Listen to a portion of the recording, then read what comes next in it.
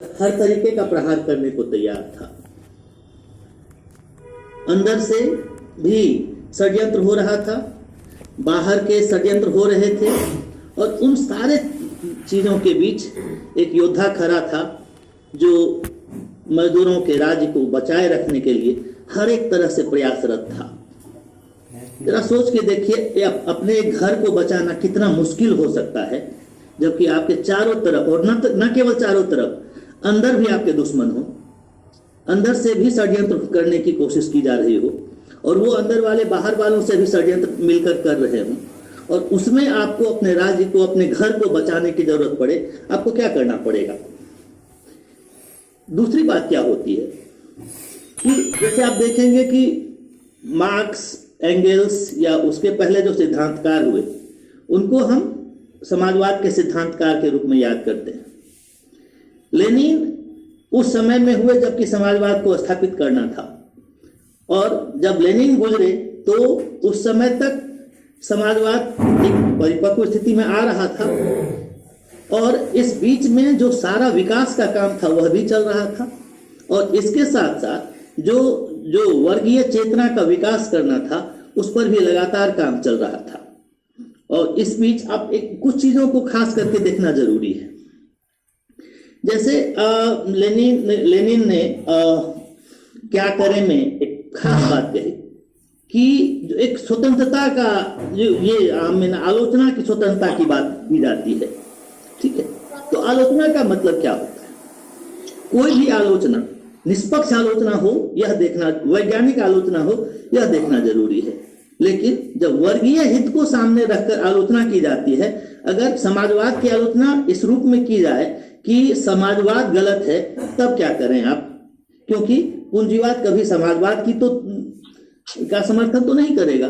तो ऐसे में जब षड्यंत्र किया जाता है इस रूप में कि समाजवाद के अंदर एक जो स्वतंत्रता का हनन होता है, या समाजवाद के अंदर उन अधिकारों से वंचित किया जाता है जो कि समाजवाद में वर्गीय हित को हानि पहुंचाने के लिए किए जाते हैं, तब आप क्या करें?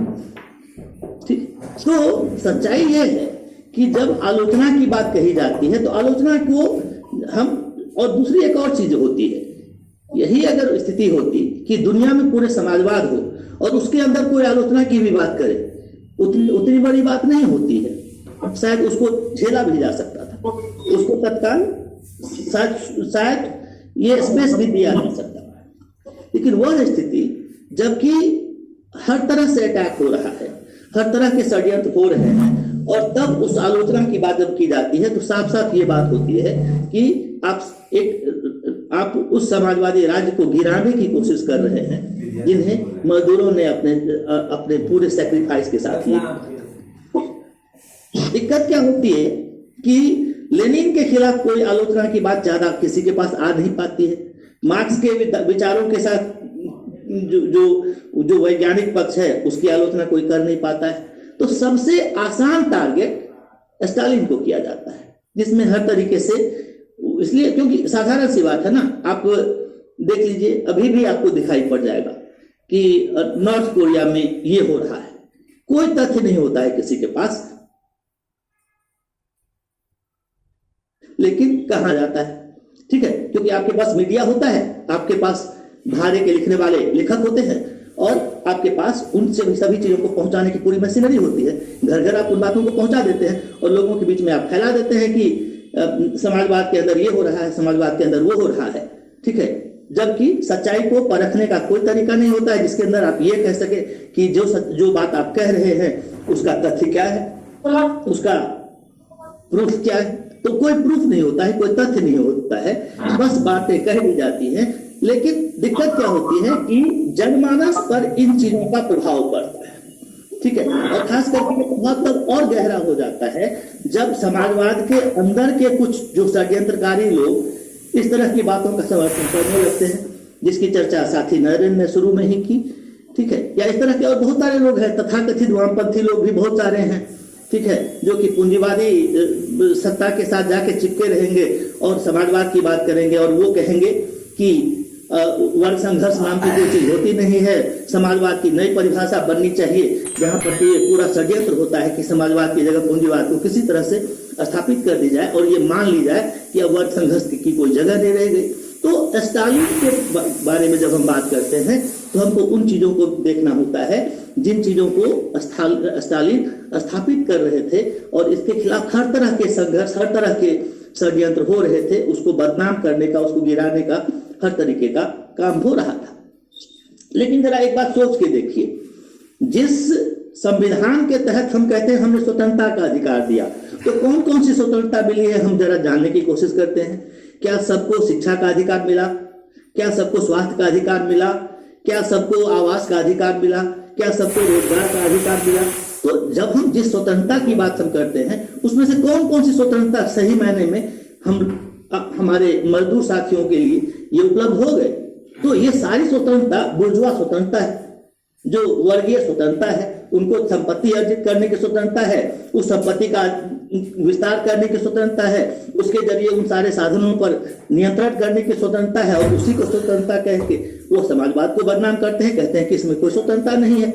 अगर स्वतंत्रता नहीं है तो जरा सोच के देखें कि जो 1917 में जो वहां पर समाजवादी क्रांति हुई, और जब से मतलब 1990 तक की बात कर लेते हैं, जबकि सांकेतिक तौर पर समाजवाद खत्म हो गया रूस में, तब तक रूस में क्या क्या हुआ, वहां के लोगों के वैज्ञानिक शिक्षा का, वहां के विकास का, उद्योग का, वहां के लोगों की सामान्य स्थिति का, वहां के लोगों के रोजगार, वहां के स्वास्थ्य, इन सारे चीजों में क्या तुलना आपको दिखाई पड़ती है?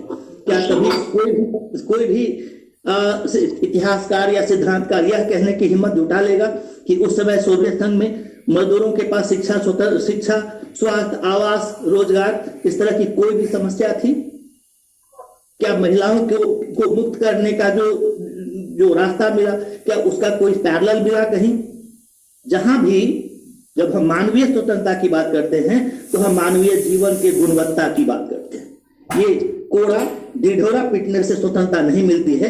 वह ढिढोरा जो है वो पूंजीवादी ढिढोरा है, जिसमें पूंजीवाद अपने लिए स्वतंत्रता की बात करता है और मजदूरों का दमन करने के लिए, उसका उत्पीड़न करने के लिए, उसका शोषण करने के लिए वो स्वतंत्रता की बात करता है। तो स्टालिन उस स्वतंत्रता के साथ खड़े थे जहां पर कि वह कोमल हृदय था कि दुनिया में कहीं भी भूखमरी होगी तो वहां पर वह पहुंच जाएगा। जिस समय भारत में अनाज की जरूरत पड़ी, भूखमरी आ रही थी, वह रूस से गेहूं आ रहा था, उस समय अमेरिका भी मदद करने को तैयार नहीं था। जब रूस को जरूरत पड़ी, अमेरिका ने पहले प्रॉमिस किया कि हम गेहूं देंगे, और एक मौके पर वह मुकर गया। ठीक है, तो आप जरा सोच के देखिए ना कि वह व्यापारिक स्वतंत्रता की बात के साथ वो खड़े नहीं हो सकते थे ना।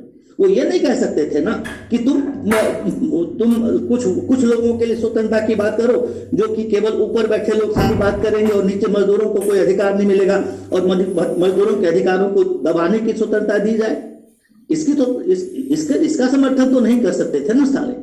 तो स्टालिन के अंदर वह कोमल हृदय था जिसने मानवीय स्वतंत्रता, मानवीय उन्नति, मानवीय विकास के सारे चीजों को अपने अंदर संजो रखा था, और उस परिस्थिति में मानवीय उन्नति के लिए, मानवीय उत्थान के लिए हर एक प्रयास करने में वह सजग थे, सक्षम थे। और उन सारे षड्यंत्रों के बीच उस समाजवाद को अगर बचाए रखा तो यह हो जाता है। ठीक है, तो हमारे लिए आज जरूरी ये है कि हम इन सिद्धांतों के साथ बहुत मजबूती के साथ खड़े हों। उन लोगों के, उन षड्यंत्रों को, उन जो इसके प्रति के खिलाफ जो सारे षड्यंत्र किए जाते हैं, जो दुष्प्रचार किए जाते हैं, उसका जवाब दें। और इसके लिए सबसे जरूरी ये है कि हम अपने आलेख, अपने मैगजीन, अपने विचार, इन सारे चीजों को यथासंभव प्रसारित करें और मजदूर वर्ग के साथ, शोषितों के बीच यह ज्यादा से ज्यादा स्थापित करें कि आपकी लड़ाई केवल और केवल राज्य सत्ता के खिलाफ है, पूंजीवादी सत्ता के खिलाफ है। ठीक है, ना आपको धर्म कहीं लेके जाएगा, ना आपको कोई नकली राष्ट्रीयता कहीं लेकर जाएगा, ना कोई नकली संविधानवाद आपको लेकर जाएगा। आपको मजदूर पक्ष से लड़ाई के साथ खड़ा होना पड़ेगा, जो रास्ता साथ ही स्टालिन ने दिया था, जो हमारे महान मानवीय चेतना के योद्धा साथी स्टालिन ने दिया था। इन बातों के साथ साथी स्टालिन, कॉमरेड स्टालिन को लाल सलाम करते हुए